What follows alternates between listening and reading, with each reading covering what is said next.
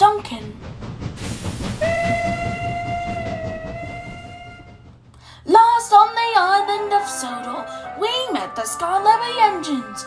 The red one, his name is Skarloey and is the oldest one on this railway. The orange one is Rheneas. He was Skarloey's friend and isn't here because of his accident. And the other two are Peter, Sam and Sir Handel. They are all very useful and they don't give up, most of the time anyway. One sad day, Skarloey was very sad indeed.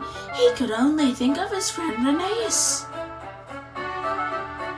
That's when Peter Sam woke up. He thought Skarloey was being funny. So he left, thinking nothing of it.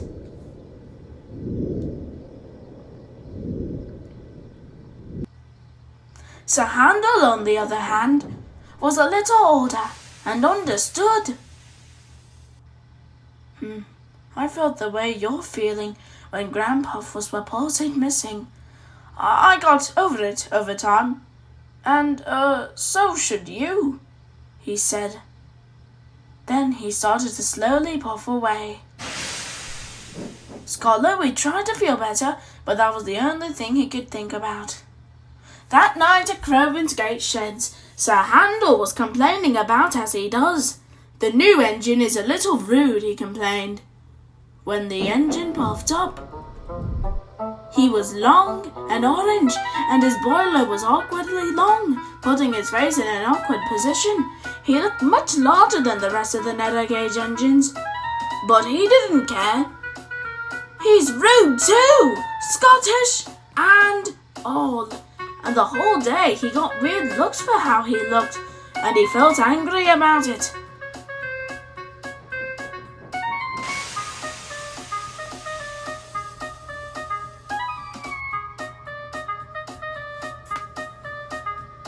Everyone thinks I look weird, even though some kid's head was bigger than his body, Duncan argued. He looked like he was a Pooh-Bear or something.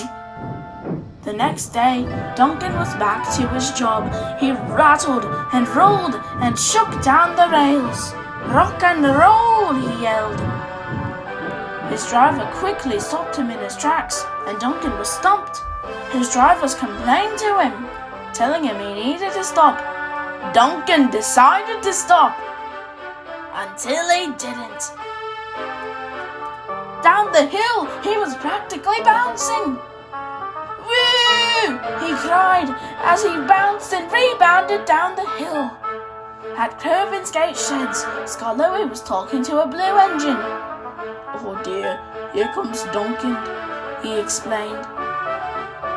Duncan rattled into the sheds. He was cross since a passenger called him oversized, but Duncan could care less if he tried to. Oversized! Pah! He complained.